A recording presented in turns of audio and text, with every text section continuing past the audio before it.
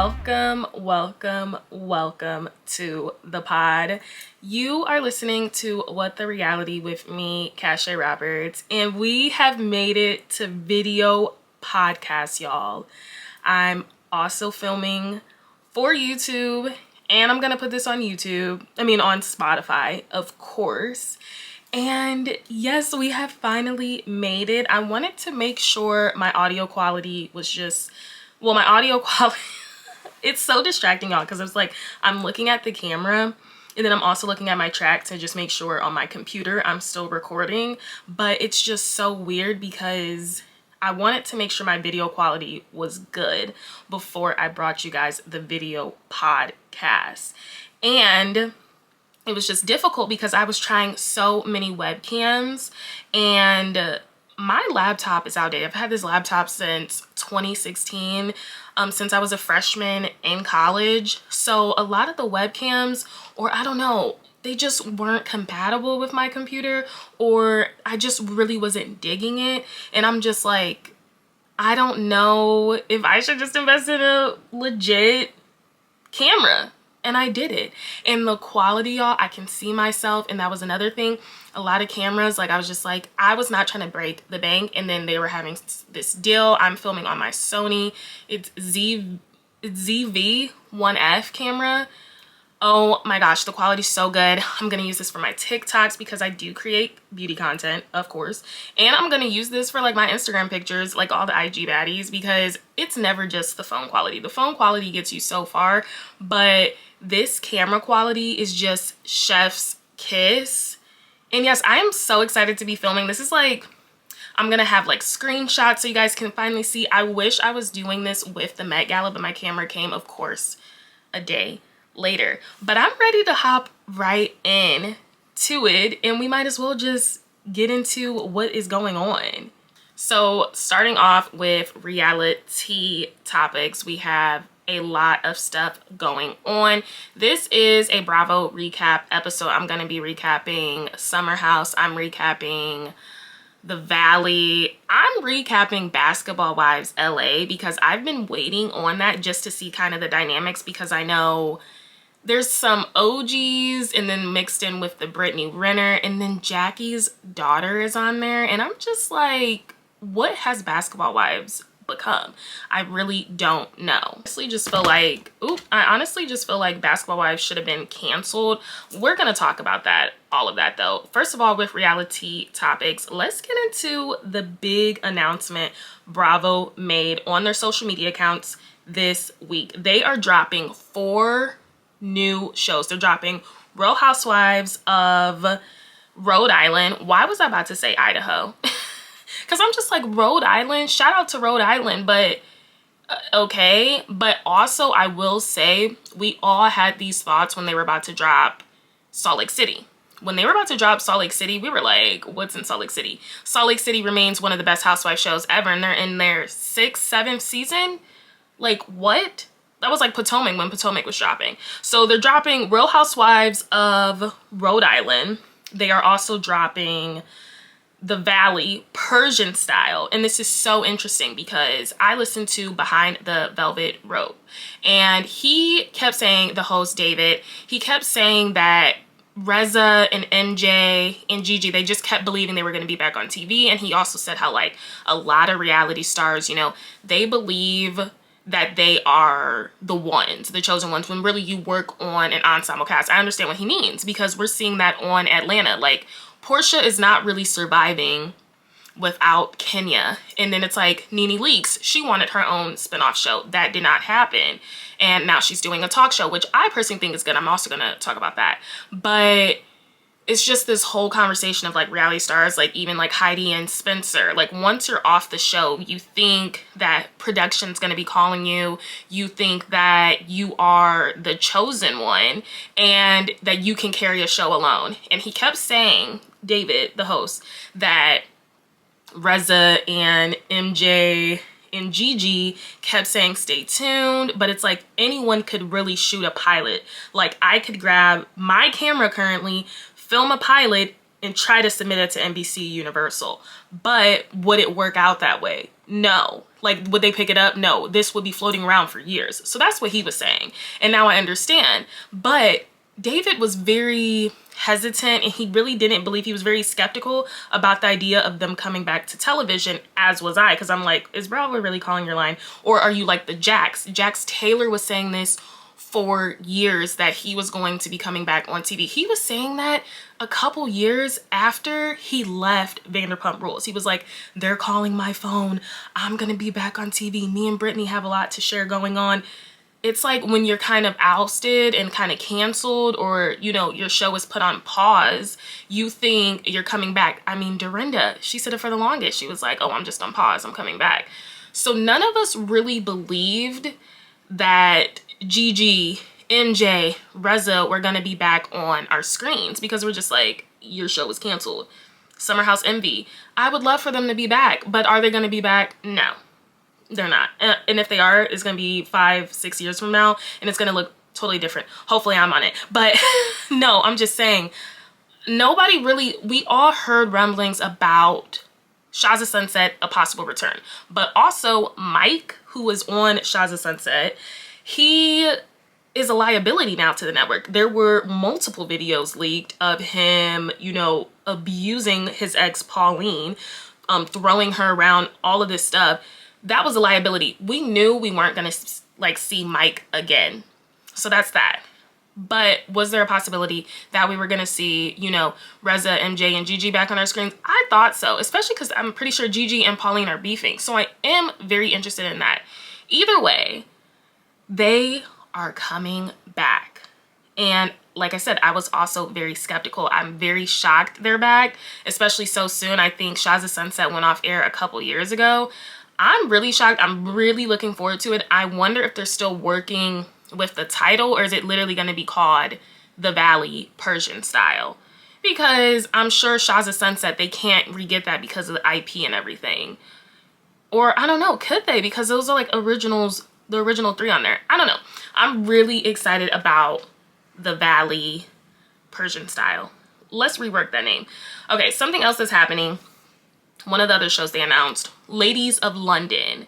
I never watched the OG Ladies of London, so I don't know what it's really about. People are really excited about it, but from my understanding, there will be no returning cast members. So Caroline Stanbury will be staying her butt in Dubai.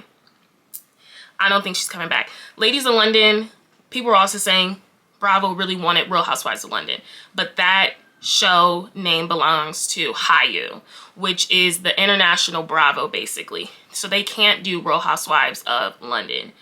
I don't know, maybe they could have done England or something, I feel like, because isn't England like the overarching country or state? Guys, do not come for me. I suck at geography. I just suck at it. Get used to it.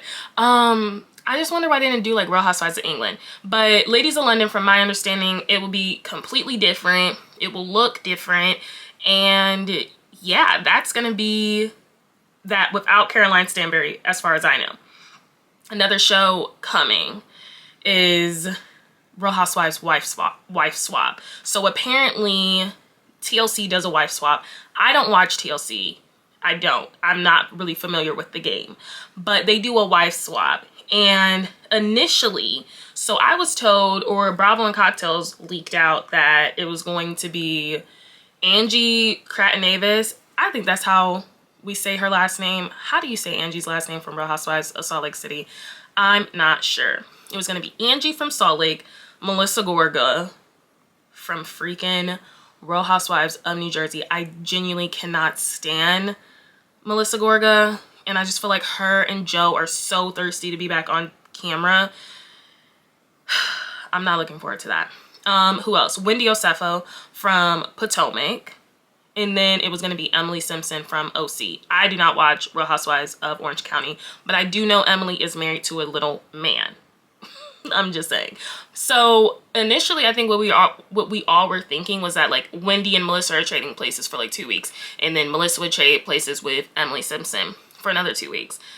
I'm hearing that is not what's going to be going on. I'm hearing that they're going to be trading places with people in random states like Ohio. Hey, in Ohio, from Ohio. But that's what I'm hearing. I'm hearing it's not going to be them trading necessarily with themselves, with other ladies in the Bravo universe. It's not going to be housewives trading with other housewives, if you get my gist. They're going to be trading with just people in general. So I guess Melissa would be changing with someone in New Jersey. I don't know how that works. I don't watch Wife Swap. That is probably the show that out of the 4 they announced, the one I am the most disinterested in, because I'm just like, they could have kept that in the files. Just like, as a Gen Z speaking, they could have kept that Gen Z show in the files. I'm gonna watch the first couple episodes, but I'm not expecting much. What I am genuinely shocked about that I've been enjoying is Love Hotel. Love Hotel has been very good.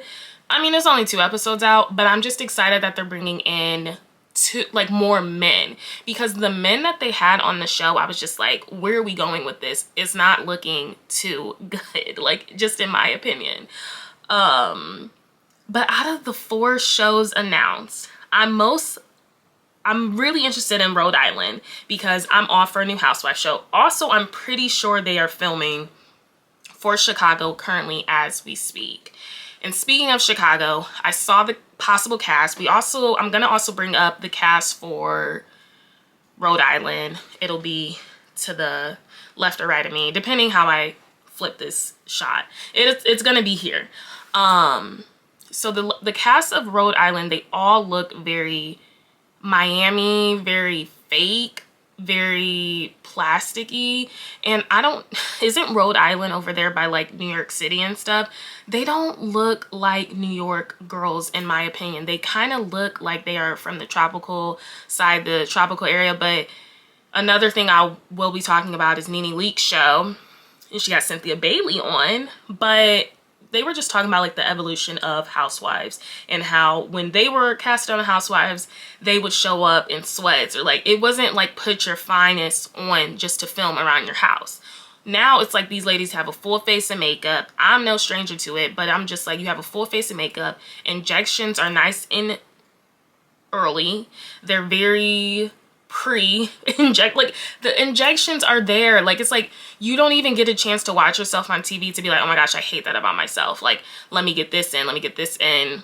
These women already got the fillers. They already got the BBLs, Brit. They already got the makeup, and I mean like the lashes on 10, on 1,000. The ladies don't come off genuine. And I was just hoping when we're going to Rhode Island, because even when Salt Lake City started, you had the delusion. Like, yeah, they were all dressed up, but I just felt like Jen Shah and Heather Gay were the only ones that were really like plasticky. So with Rhode Island, I was just hoping to see some regular normal girls that are like, okay, let's watch a couple seasons and then see what we want to tune up. You know, then it's like a big like Heidi Montag reveal. It's like, oh my gosh, I need to get this tucked. I need to get my ears pin bagged. Like, that would have made more sense to me if they brought in a normal group of women. So then when we're always bringing in these women that they already got all this stuff, I'm like, what are they kind of, you know, aspiring to do? Because I do feel like the point of Housewives is to kind of level up. But not saying that I don't want bosses. How can I say this? I feel like Rhode Island is a very normal, basic state. Rhode Island. It's not New York City. It's not, you know, the city of Miami. It isn't, what other ones we got? Atlanta. Rhode Island is just very normal. So I was expecting more of a normal vibe of women. The cast of women are giving Atlanta, like they're just not giving Rhode Island. So that would be my first question is, are these women from Rhode Island? I don't know how I want to say it. Let me know if y'all know what I'm saying. But it is sort of like, it's like getting women from Ohio, as someone who is an Ohioan. Like, it's just like, I'm not expecting to see all of the housewives, if they did select women from Ohio, to be already at 100 and like have Botox, filler, all of this stuff. But I don't know, maybe when you're in your 40s, you're just kind of like YOLO. very interested to see these women's ages. All I know is I am most intrigued by Rhode Island, and then of course the Valley Persian style, because we only know Reza, Gigi, and MJ are returning. You are listening to What the Reality with me, Cassia Roberts. We got some other reality topics. And it is the Nene Leakes and Cynthia Bailey show. It is the Nene Leakes show. She's probably dying if anyone calls it the Nene Leakes and the Cynthia Bailey show, because we know that is Nene's show. Nene had Cynthia on her show. She's had some pretty credible guests. She had Deshawn from season 1 of Atlanta on there, which I didn't really watch because, like I said, Deshawn looks different. Also, Nene looks different, but Nene looks good. Deshawn also looks good, but it's just like, I cannot believe y'all both started the show together. Y'all look completely different. Like, y'all need to hold up a mirror. Y'all look different. But I always say Nene look good. I hope she's good. You know, Nene has been through a lot of loss. So she had Cynthia Bailey on, and I will say it was very nostalgic. It was just like, oh my gosh, like we had it so good, y'all. We used to have it good with RHONY. We used to have it good with Atlanta. We used to have it good with Beverly Hills. And now everything is just so different. It's so different. But one thing that was different was Nene's foundation color. Nene, I urge you, get a different makeup artist. Because the thing is, Nene's not even a deep skin tone, but she had on the wrong foundation. It is so clear it was light skin to dark skin. The hands were not matching at all. And they tried to be subtle about it. The foundation it just was not matching, y'all, at all.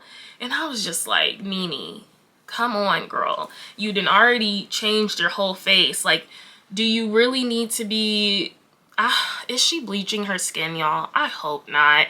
Whenever people are bleaching their skin, I'm just like, you are very troubled and misled. I hope she's not bleaching her skin. But I can just tell you this. When Nene's foundation shade is lighter than Cynthia, who is lighter than Nene, that is a serious problem. Also could be the lighting. Sometimes lighting...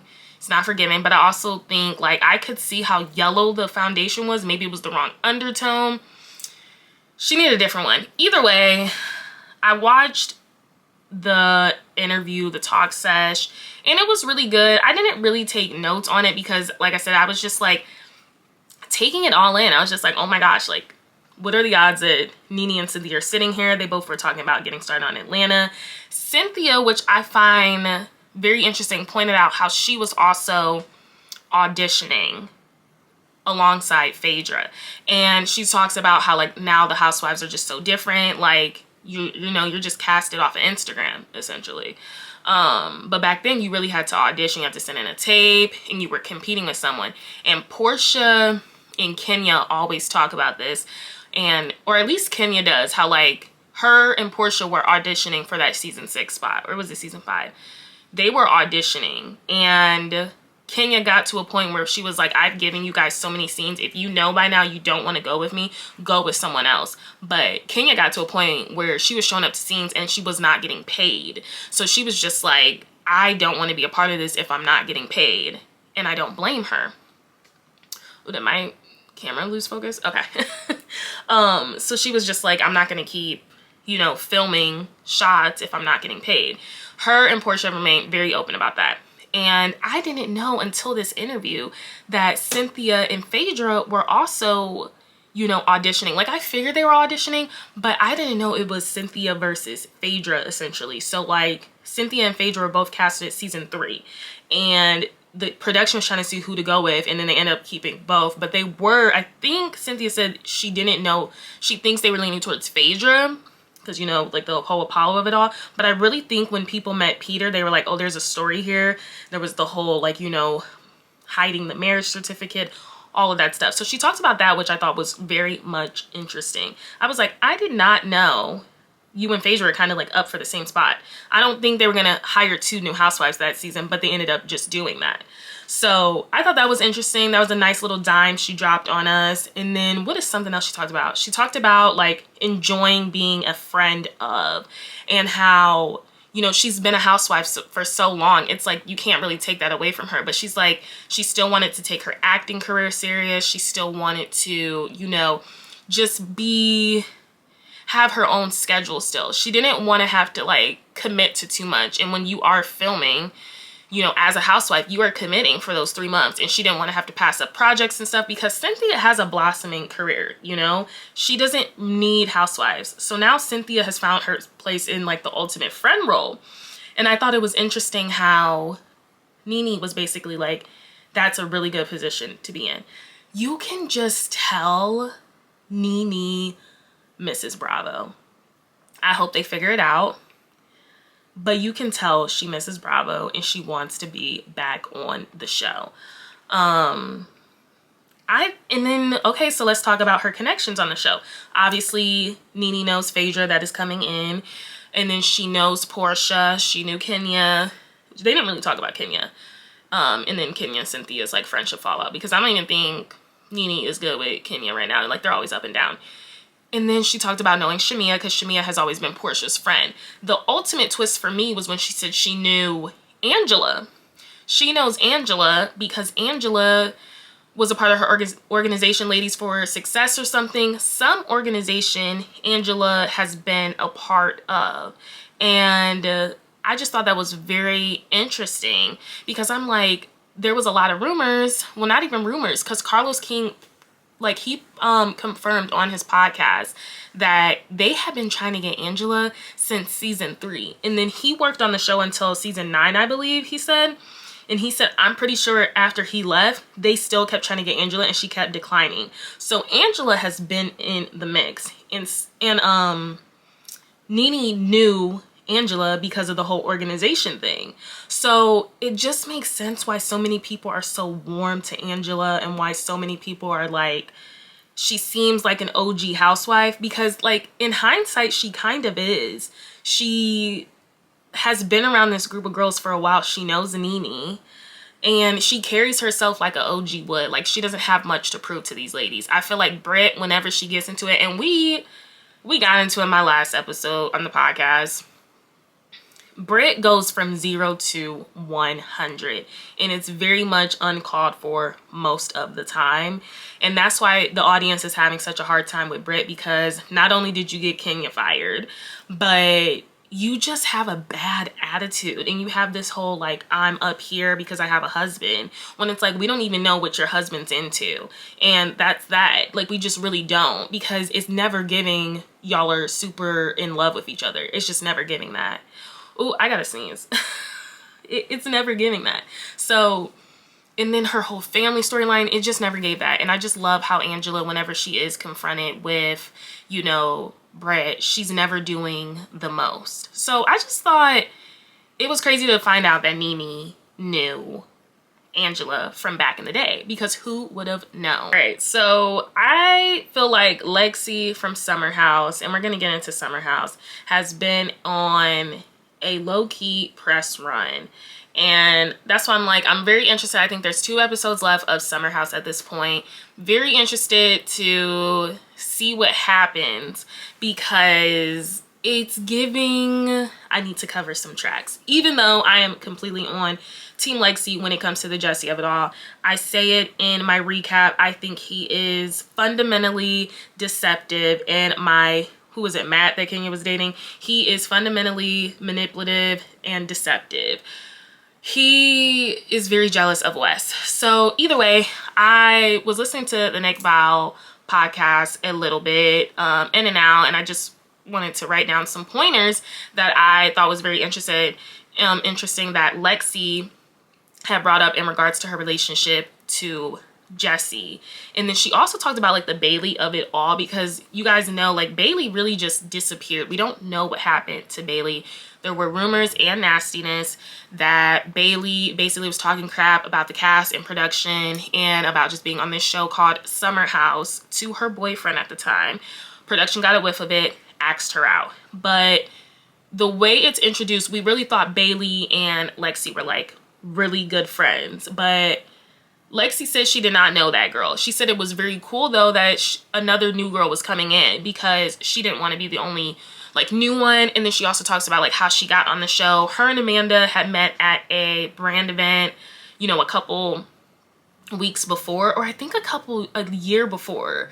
And you know, Amanda was like, would you be interested in doing like this show I'm on? You know, like you should come on it, which I always thought was interesting because during this whole like Sierra, Lexi, Jesse mess of it all, I felt like Amanda did not act like a friend at all, but Lexi said they hit it off instantly when they met at this brand event and how Amanda was just super nice, yada, yada, yada. So I thought that was interesting that she had known Amanda actually for a year. I think she said a year, either a year or like a couple months. Like she knew Amanda though before. It wasn't like a quick like, hey, we follow each other on Instagram, which a lot of the ladies that get cast and a lot of the men, it's all about an IG DM.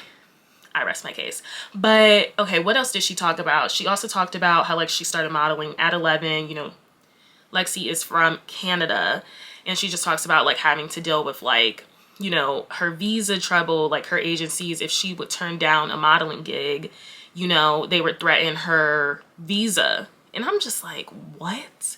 And then she just talks about like going from Paris to New York to LA, living in Miami, back to Paris, back to LA, and now ending up back in New York. Lexi is a woman all around town. I also didn't know Lexi's dating history. Her dating history is very impressive. She dated Brooklyn Beckham, which I think I knew. And then she dated, what's her name? She dated another famous celebrity. I think it's not Julia Roberts. What? No, Cindy Crawford. I always get them too. Like, I'm like, oh my gosh, you guys low-key look alike. Did anyone else think that? Maybe it's just me.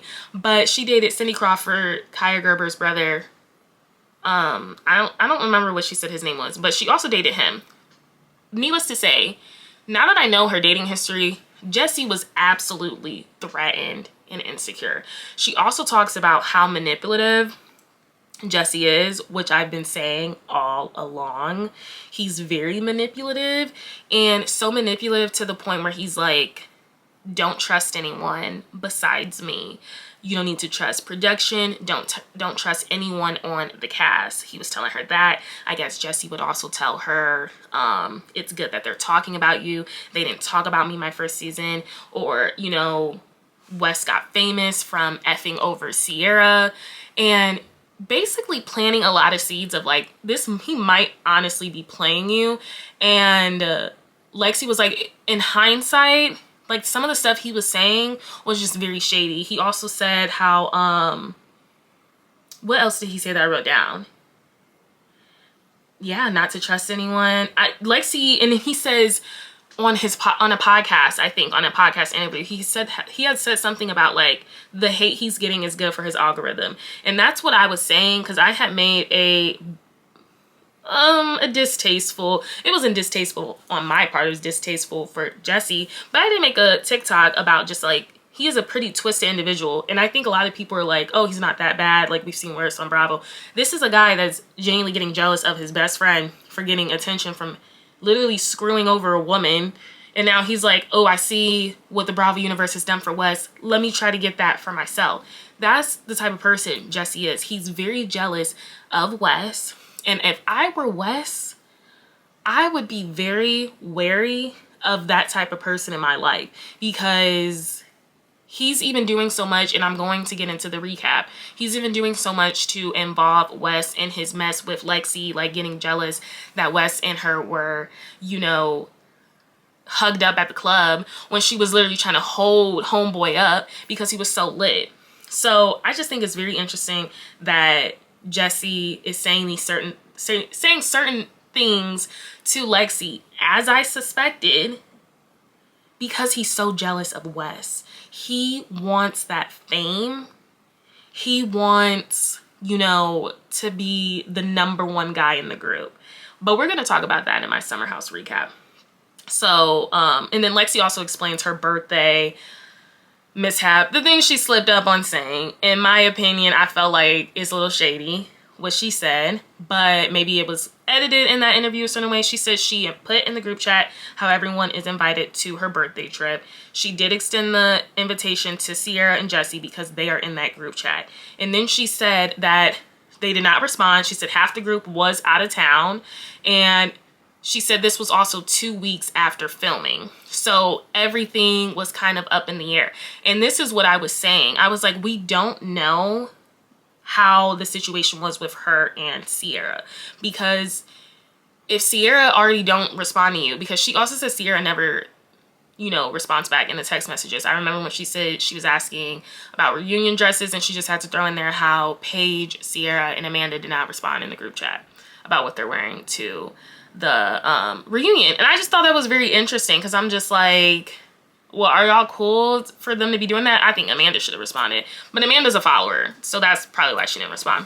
But she just said that it was 2 weeks after filming. So I'm like, are you shocked that Sierra didn't respond? Because I'm honestly, if anything, the way Sierra's acting now, I'm understanding her more and more. My biggest issue with Sierra was like how many chances she gives people, and when they show them, when they already show her who they are. That is my biggest issue with Sierra. But if anything, the energy she's doing right now, the energy she is keeping, she's on that FU, that is the type of stuff I understand. Because I'm just like, you're not letting these men screw you over. I feel like so many times these men have been screwing over Sierra, and I just hate that for her. But Sierra's really winning me over. And I was just like, Lexi, why would you say out of both of them, like out of everyone, that they decided to get lunch together and basically dipped on you? And I guess it's because they really did. They really did, y'all. So they did not respond. And then I guess Jesse posted on his story that he was out to lunch with Sierra. And that's what she was saying. On her birthday, they went out to lunch. And they, like, did not go to her birthday party. But it's not like they were eating out during her birthday party. They did hang out that day, and they did not respond. And she also feels like Jesse did that to kind of feed in the rumors. Guys, Jesse, a lot worse than Wes. We have a classic case of narcissistic, insecure BS. Like, we just do. He is holding a grudge from a girlfriend from 20 years ago. I don't know how old Jesse is. He's holding a grudge from when he was a teenager about a girlfriend cheating on him with his best mate. And he's now holding that grudge. And any other girl he messes with moving forward is going to be screwed over, because he in his head is kind of getting revenge on that little kid that was cheated on and just wimped out of it. That's what I'm saying. That's the real tea about Jesse. And Jesse's also very jealous. He thought his looks and he thought the cancer storyline was going to make him #1 guy in the group. I liked Jesse last year. I thought he was very genuine. I did feel like he was very vulnerable about his cancer story. I think he was expecting that, however, to carry him to be this #1 guy in the group. And when this whole situation with Sierra happened, Jesse's kind of like, let me replicate that with someone on the cast. That's why when the minute Lexi leaves, he tries to get in bed with Sierra, and Sierra's like, what are you doing? He tried to kind of replicate that, because I'm like, we're not hearing nothing this season about cancer and about freedom and solitude. So I'm just like, I hope Jesse is he's not being genuine. I was going to say I hope he's being genuine, but he's not being genuine, because if he was being genuine, he still would have been that same down-to-earth guy he was last season. And just vulnerable. He was vulnerable last season. He was genuinely scared. So I don't know, maybe he really isn't scared, because I think it was the 5-year mark last year. And that is a tough position to be in, because it's like the 5-year mark, you're kind of like, do you have it again? Did it return?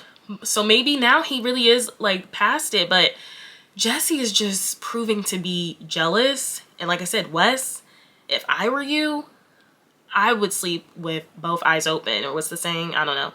I just would, because it's giving, this is an op. This is a foe.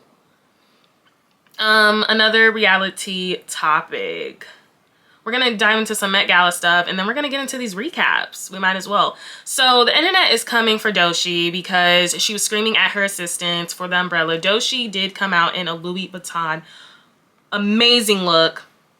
It was amazing. It was a two-piece. She was very smart. She had loafers on so she could walk the whole night. She was comfortable.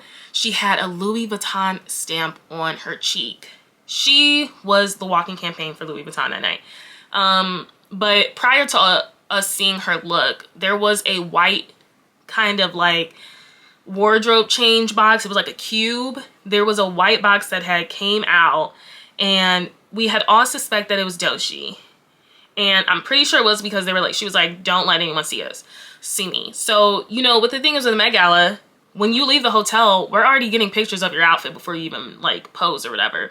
We already know the vibe. She didn't want anyone to see her outfit before she got to the blue carpet, which was gorgeous. She didn't want anyone to see that, understandably. So she's walking around in this white sheet cube. It literally looked like an ice cube. And there's a moment when she's about to go to the car, I think, and she's waiting at the hotel lobby, and there was no paparazzi there. Out of nowhere they come, they're taking pictures. She literally tries to like rush behind someone, and then she's like, I'm not joking, get the umbrellas. She's yelling at the assistant. She's mad at the assistants. She's overstimulated. The internet is coming for her. They're calling her rude. Just as much as they loved her 2 seconds ago, they are now hating her because that is what happens. I personally don't think it was that bad. I've heard celebrities do a lot worse. People have done a lot worse. Ariana Grande literally licked donuts. Like, what? And then we're upset that Doechii's like yelling at her assistants that she pays. Come on. Like, it wasn't that bad. But I do feel like it's a bigger topic. People are so quick to villainize a black woman, when I'm like, your favorite white celebrities have done a lot worse. Let's just be real. She was overstimulated. Can you imagine not wanting your outfit to be seen? You're telling people to do certain things. People are supposed to be on the lookout. They're not on the lookout anymore. Now some freaking photographer has your picture before you even hit the blue carpet, which you were trying to be very secretive and super secure with. I understand being overstimulated. So either way, she did post a TikTok, and I am about to look for it because I meant to save it, but she did post it. Let me see. And it's like that one trend that it's a funny trend. Did she take it down? Oh no, she didn't. So I'm gonna bring it up. I'll bring it up on my screen. I did repost it. Here, let me screen record it so I have it up. I love Doechii. So she did the one thing, God forbid a girl needs more umbrellas, and it's just her, you know, backing away from the camera. Like, you know, she's adding some fun. She's making a joke of herself. She's just like, God forbid a woman needs some umbrellas. It's kind of like the trend, like, why do you wear so much makeup? God forbid a girl works on art. Like, you know what I mean? Masters her art skill. So she's making a joke of herself, and I love that. That is why I love Doechii, because she doesn't take herself too serious. I hope she doesn't issue an apology. Sorry, everyone that was offended that I was screaming at my assistants that I pay. Okay. Don't issue an apology. That was that. I'm glad she addressed the situation. People are still coming for her on Twitter, but what else is new? Also, Sabrina Carpenter and Usher, they are a match made in heaven. Sabrina Carpenter, she is a freaky girl, y'all. So she is known for her, you know, risque, burlesque dance moves at her concerts. And Usher is known for the cherry move. So it seems like a match made in heaven, because they literally linked at his concert. Did not know Usher was still doing these concerts, but period. They're actually coming to Amazon Prime, I think, so I definitely will be watching because I love Usher. But it's her with the cherry. And the funny thing is, and I have to get it up on my screen, is her dad saw this and he's like, I think he said you and Usher, and then I think he said like weird question mark. And then she's like, sorry dad, or something. But like, imagine a dad seeing you do that with like a celebrity who is known to be super sexual and just hot, and the dad's probably like, weird. I just thought that was funny. And then she's like, sorry dad. And then Usher responded to that because she posted the screenshot of her message from her dad, and he's like, sorry Mr. Carpenter. But I just thought that was funny. Sabrina Carpenter also looked really good at the Met Gala. So did Usher and his wife. They looked really good. His wife had on a beautiful two-piece suit. Everyone that was in a blazer was my best dress. Tiana Taylor, of course, was my best dress. Joey King looked good. And you know who else looked good? Kylie Jenner, Jodie Turner, Iman. Zendaya looked good. I just thought she was a little boring. But it was funny. I'm just liking all the like tea we're hearing about after. You are listening to What the Reality with me, Cassia Roberts. We're gonna get into some reality. Well, I was gonna say some reality. We're gonna get into some recaps. Talk a little bit about Basketball Wives, a little bit about the Valley, and then a little bit about Summer House, and let's close this thing out. You are listening to What the Reality with me, Cassia Roberts. We're getting into these Bravo/VH1 recaps, starting off with Basketball Wives because I was very intrigued. So we got Brittany Renner, Jackie Christie, Evelyn Lozada, Jennifer Williams, Chantel, who is Jackie's daughter, and then we also have Ming Lee and Tai Young. Also Brandy. I can't remember her last name. I did not know Brandy officially chose to separate from Jason. I'm really happy for her about that because there is no way she should have still been with him. And she still held him down last season. So I'm like, maybe online comments got to her. I don't know. I was really shocked to find out she did choose to separate from him because her whole thing was like them moving forward, all this stuff. So setting it up, this season is going to be about Jennifer and Christian, her alleged felon. Well, I think he is a felon. I don't think there's anything alleged about that. But the alleged scammer, that's what he is, an alleged scammer. So of course Evelyn is in somebody's business because that's what Evelyn does best, instead of talking about the realty, which is how her daughter Shanice in the game got together when allegedly you were cool with his ex. But that's a whole other day and a whole other story. Evelyn. Evelyn finds herself in the mix of messes. So last season, when I stopped watching was when Evelyn brought up Jackie Christie being an alleged prostitute. That was wild to me to allege, especially back in the 80s, whatever. We are in the 2020s. Like, that happened over 40 years ago. It just seemed like Evelyn was looking for a storyline. So this season, her storyline is how her cousin, her baby daddy's cousin, Carlos, that cousin allegedly invested some money in Christian. My thing is, what are the odds that this cousin invested money for him to trade? Like, what are the odds? I just feel like it's very produced and very fake. And that's my issue with Basketball Wives. It's like, I don't see how it's came back, and Basketball Wives Orlando did not come back. I felt like Basketball Wives Orlando was more popping, and Shaunie O'Neal did not like that. Because Basketball Wives Orlando was good. It was better than regular Basketball Wives. So Christian has to go to jail for 13 days. He already did 2 days before their wedding because he was outside posting on social media that he was in Paris. And now that he's in a relationship with Jen, that makes him high profile on account of VH1 and the fans. Because I'm like, you were posting about it, so people knew you were in Paris regardless. He's saying because he's in this high profile relationship, you know, dating someone like Jennifer, it's gotten out there and someone sent it to his parole officer. I don't understand why he would even post it on social media. I mean, yes, it was going to be posted, but I just felt like he was even posting it. I don't know. I felt like he was using this whole fandom as a scapegoat. I don't know if you guys got that same vibe. So he said that she posted, so the fans, someone sent it to his parole officer. He has to spend 13 days in prison. I was weak at the fact that Jennifer was actually getting emotional and like kissing him goodbye, waiting on his, she said, I'm going to be waiting on your call. I'm like, Jennifer, is this really where we are in life? You are waiting for this man's phone call from prison.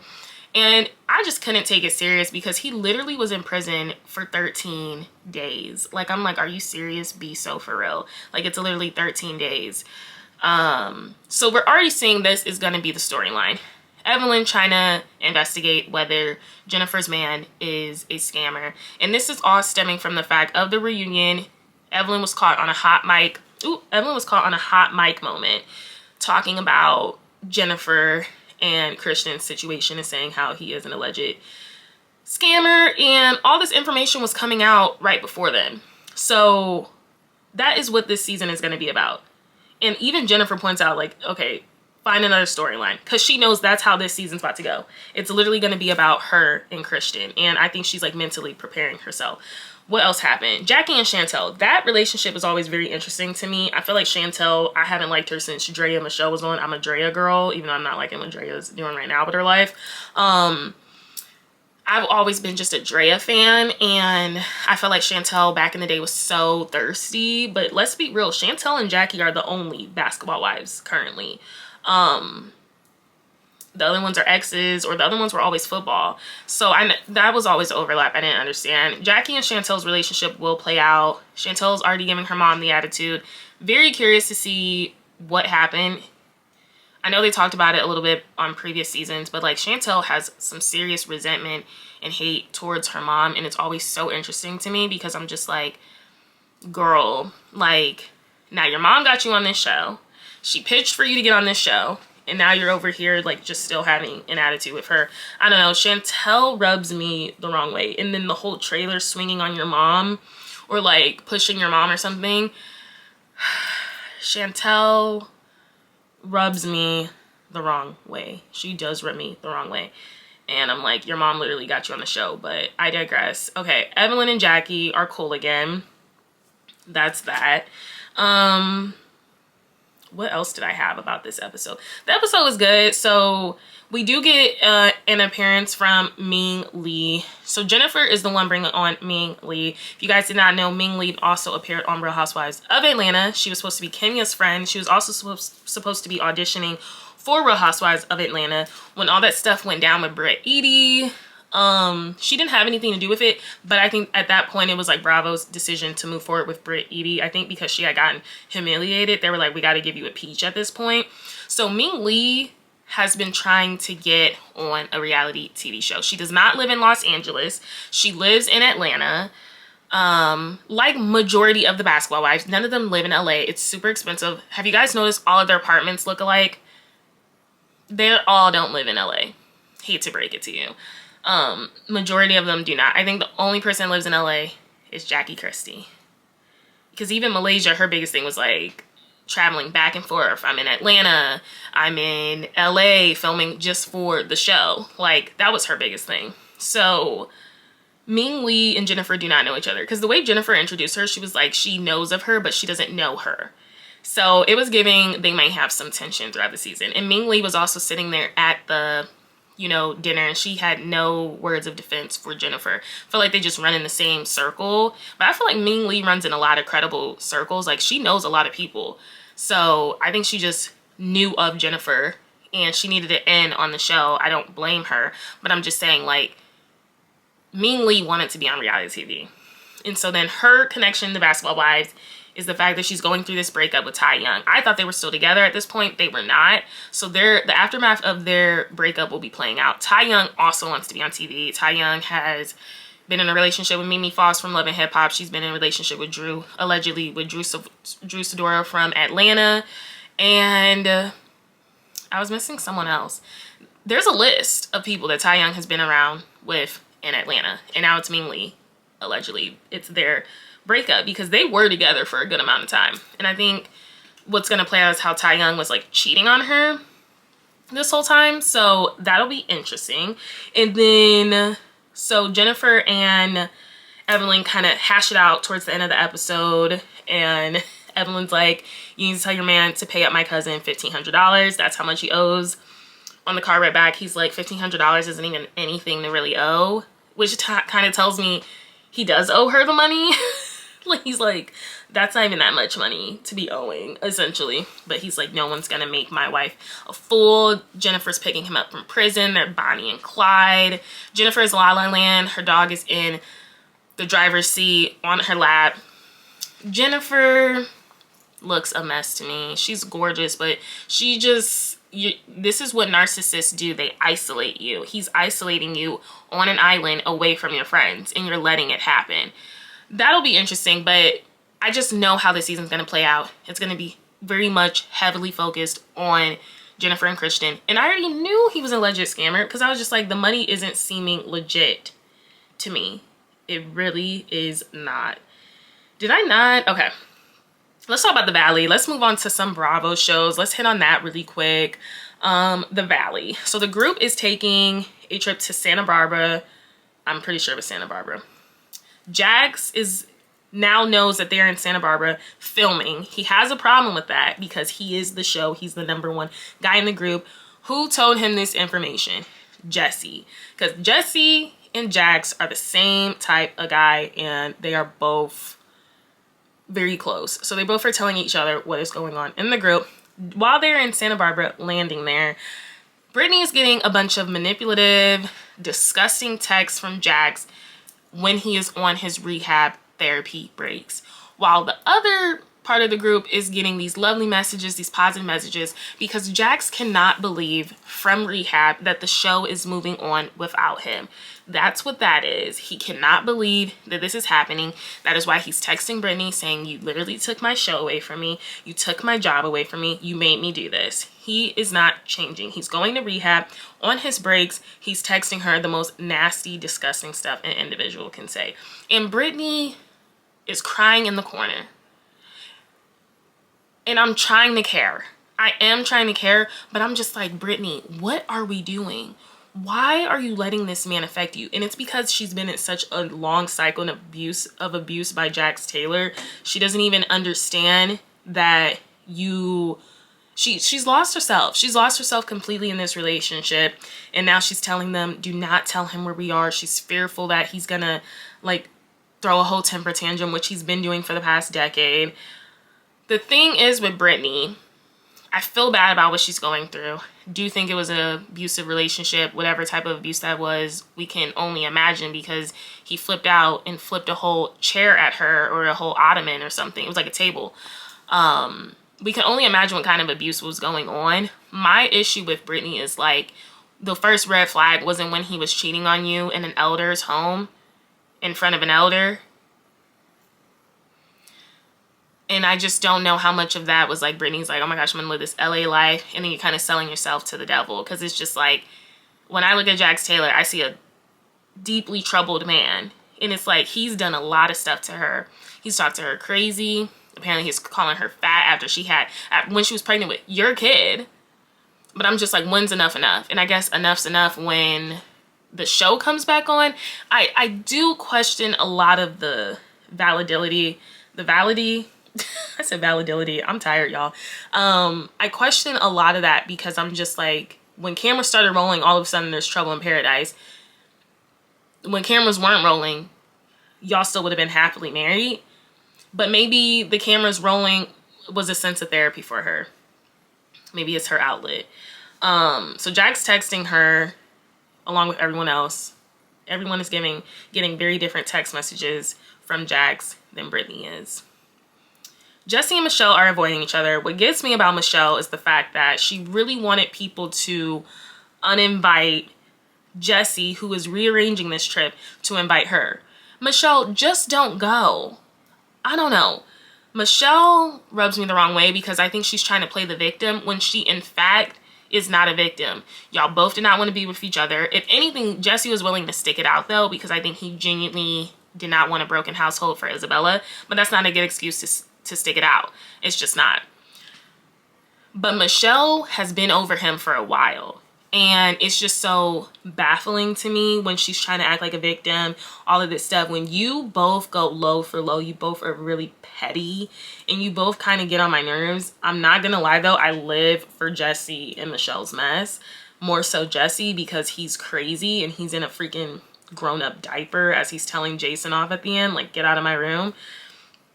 Jesse's a good reality star. Where has he been? He's a good reality star. What else is happening? Janet and Zach have a conversation. Okay, controversial, my opinion. Zach did not mean for Janet to miscarry. He said nothing about her miscarrying. He was lit and he said, and then they were like, don't do that. Stop yelling at a pregnant woman. You know, it's stressful for her. You know, she could really, it could be harmful to the baby. And he said, I don't care. He did not say, I want her to miscarry. He never said that. And now Janet is a dog with a bone not letting this go. He never said that. He said, I do not care if I'm stressing her out. I think he said, I'm pretty sure he said, I don't care after they said you can stress her out. he didn't say I don't care after they said you can miscarry. I don't know. Maybe I gotta rewatch it. But Janet is really milking it. And she's not gonna be milking it soon once she sees the reception. Because I think a lot of people online are even like, he did not say that. He said he doesn't care. The words never came out of his mouth that I want Janet to miscarry. And she's over here fearing for her life, talking about it on podcasts, talking about, I'm fearing for my life because I don't know if this man really wanted me to miscarry. And I'm just like, you can't be weaponizing your pregnancy like that, or your pregnancy complications. That is not okay. I think people that weaponize their actual issues that happen, you are deeply troubled. Everyone's deeply troubled. Everyone's touched at this point. I'm just like, he never said that, and he would never say that. And the fact that Brittany is running to her and telling her all of this information, I've just never clicked with Brittany on screen. She got with Jax Taylor. She was so thirsty to get with this man. You didn't defend your family when he was talking crap to them. That's the biggest red flag. He would disrespect you in front of your family. And now you're over here turning on your friend from years that you know from Kentucky to get in with Janet. Brittany always is clicking down for me. She never makes sense to me. What else happened? Yeah, I shared that. Jesse breaks down at the bonfire and has a temper tantrum. Love it. I'm not gonna lie. Then Jesse gets into it with Brittany and Janet, and he tells Brittany, I'm not talking to you, I'm talking to her. Jesse got a mouth on him. That boy is crazy, but I'm living for it. I can't lie. I'm living for it. Kristen and Luke, they are talking about their pregnancy journey. And it's just, I know it's probably so rewarding for Kristen to watch back. And she's like saying these comments, these terrible deprecating comments about her body, saying like she hates her body. She hates that she can't figure it out to get pregnant. And now you're carrying your baby, and her baby is due, y'all, in 2 weeks. Like, no, not 2 weeks. Maybe like a month. Oh yeah, her baby's due like a month because they're filming the reunion now. Their baby, I think I read somewhere's like due like June 16th. Like, what? I'm just so happy for Kristen because full circle moment. You know, I watched Kristen on VPR back in the day. Crazy Kristen. Janet's clearly watched it as well because she loves saying Crazy Kristen. And then yeah, it's just great to see, like, clearly she struggled to have this baby, but she is pregnant and she's due at any moment now. So I know it's probably very sobering, or what's the word, like sombering. Y'all, the vocabulary is not there. It's not there some days. It's probably very sobering to just like see like your pregnancy journey, and then you're literally pregnant out and you're carrying to full term. You're gonna have a natural birth probably, and that's all she wanted. So I'm very happy for Kristen, and it's just crazy watching because I'm like, Kristen, you don't even know how your story's gonna turn out. Like, you are gonna have the baby, you are going to be fine. But you know, they were just really stressed. But I thought the Valley was a good episode. I'm enjoying the Valley. I think it's a new wave on Bravo, and I think it is showing them some things, which is probably why they're bringing back the Shahs of Sunset cast on a Valley spinoff. Finally, let's talk about Summer House. This episode was very chaotic, of course. So we're talking about Kyle's sperm and Amanda's disinterest in it. Amanda and Kyle are just always on separate books. They're not even in the same chapter. They're not on the same page. They are on two completely different books. There was a time where Amanda really wanted to have kids, and she's like, how can we settle down when you literally won't leave New York City? And Kyle's like, I'm not in a rush. And now we're at a point now where Kyle is ready to have kids. I don't think he is. I think he was drunk having a conversation with Schwartz. He's like, man, I'm getting older. I should probably have kids before I don't have any left. And now he's using this as his storyline towards the end of like, Amanda's not showing me any affection. She doesn't want to have kids with me. Didn't know our lives were so different. They've always been different. I've always been shocked that they've lasted this long, because I just feel like Kyle was just a lesson for Amanda. I didn't feel like he was the one for her. So we got that going on. And like I said, with just their relationship, I don't know when they've ever been on good terms, of kind of like they both have been on the same book. They've just always seemed to settle on different sides of the book. They never seem to be really together. And that's that. What else happens? Wes finally has something to say, and then of course it's at Sierra's cost. So I'm talking about the death of his friend. It's the anniversary. I don't want to sound insensitive, but people are coming for Sierra. And as a recent Sierra supporter, because I felt like Sierra was really not smart. I'm just like, you're letting men constantly play you. I want more for you. You are gorgeous. You seem sweet. You're vulnerable with the wrong people. But recently the men are just using Sierra as a storyline. You got Jesse telling her not to touch him. And then when she respects your wishes, she pays you dust, then she becomes the angry black woman. Then it's like, Sierra has an attitude. Now I know what Wes is going through last season. Let's not even compare. And that's why Kyle did win me this episode, because he was actually standing up for Sierra. He was like, you can't compare those situations. But it's so clear because Jesse so wants to be famous, y'all. He wants to be famous. He wants to be in the spotlight. He saw what happened with Wes and Sierra, and he's like, that can happen for me if I treat Lexi 10 times worse. But we get Wes finally saying like he really took comfort in Sierra's bed and her chest, and she was his leaning support. So Sierra decides to leave, and I think Sierra left. I think Sierra should have been left that conversation. I think Sierra was trying to respect him, but Sierra's also not trying to give him an inch, because when you give him an inch, he's gonna take a mile. Is that the saying or whatever? And I feel like, I thought this was something that happened recently. Obviously, anniversaries are difficult, but it was giving sympathy. He needed a sympathy vote. Wes hadn't said anything all season, and then the moment you decide to say something, you're trying to weaponize your friend's passing. That's what it was giving to me. Possibly he wasn't doing that. I think Wes is a lot more decent guy than Jesse is, but I think if I was Sierra, I would have walked away sooner. It was an awkward moment to walk away, but it was clear that he needed a moment, and I think Sierra was just kind of like, let me walk away so this man can cry to his friends, because it's probably difficult for him to talk about it in front of me. And Sierra's probably like she said, it's difficult for me to hear, because you're right, I was there for you. She was there for him. But people are coming for Sierra online. When aren't they? I mean, I was one of them not so long ago. I was one of them coming for her. But I'm just seeing a pattern, and then like the whole Carl of it all, like saying he has a crush on Sierra. Don't take my kindness for weakness. I'm being sweet to you. I'm one of the only people in the house being sweet to you. Don't take that as suddenly you got a chance with me. And I'm glad Sierra shut that down. I mean, she could have shut it down a lot harsher in my opinion, because you're still leaving him hope. But these men are trying to use Sierra as a storyline. And we've seen it with Jesse when he's like, I only said this to you to make you feel better about the whole, if I would have came in the house sooner. Jesse meant that, but now his whole thing is making a joke out of everything. Either way, Jesse and Sierra are cool right now, because clearly they're having lunch on Lexi's birthday. That's that.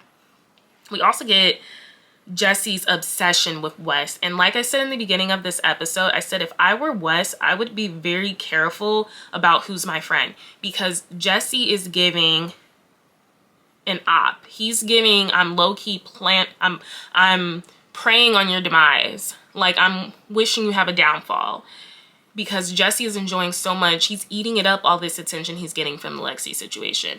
And he's like, oh my gosh, I could have the same outcome as Wes. I can be as famous as him, because what I did last season did not work. I tried to be vulnerable and sweet. Now I got to tap into that. Jesse is still holding resentment on the fact his high school girlfriend cheated on him with his ex, and he's saying that's why he's this way with Lexi. It's not. Everything Jesse does is super performative so he can have a moment. He's literally told us that. He told Lexi that, and Lexi told us that on the Nick Vile podcast. Everything he's doing is so intentional so he can be as famous as Wes in the Bravo world. He didn't get the edit he thought he was going to get last season, and now he's like, I have to do it up. I would not try. I would pick Wes over Jesse any day, y'all. And now that I know, because last season was obviously flipped, but Jesse is being so calculating and fake right now. It's literally upsetting me. Whenever I think about this man, I'm like, you are sick and troubled and touched. So they have a conversation about Lexi's family.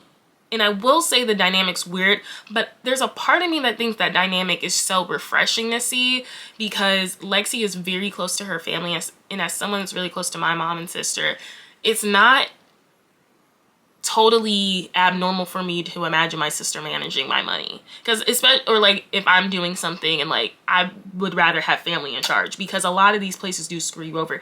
TLC, I mean, it's very different, but I'm just saying, you put your hands in these labels, these modeling agencies, people that are supposed to take care of you, these managers, they're taking your money. And it seems like to me Lexi has a lot of horror from bad modeling deals gone wrong, and she finally was like, let me just get with my sister and my mom because they have my back the best.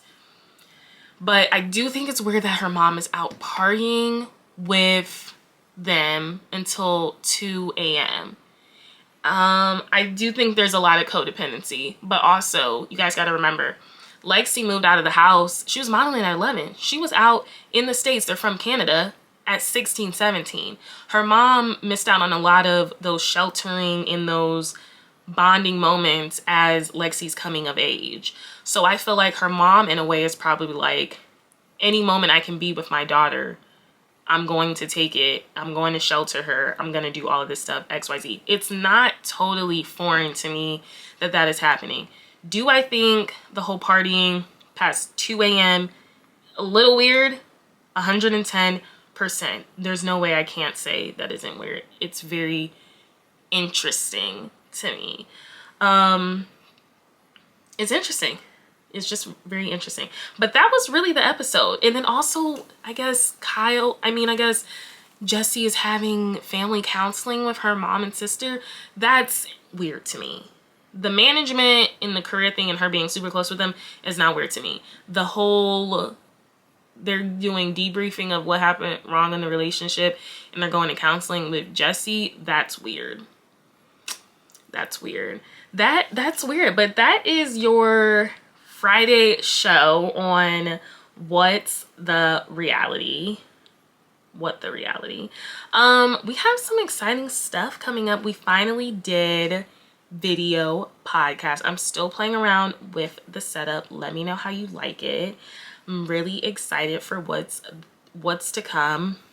But yes, we talked about a little bit about, I can't even remember. There was so much we talked about. We talked about a little about the Met Gala, the whole, what was it we talked about? The whole Sabrina and Usher. I thought that was funny. People coming from Doshi, because when aren't they coming for her? Talked about Lexi going on the Nick Viall podcast. And of course we talked about Nene Leakes and Cynthia Bailey. This OG reunion. It was everything we needed as an audience, everything I needed as an audience. And we talked about the 4 shows Bravo is dropping. They're dropping Real Housewives of Rhode Island, The Valley Persian Style, Ladies of London, new cast apparently, and this wife swap thing, which I'm so not interested in. Thank you so much for listening to What the Reality with me, Kasha Roberts. Until the next time.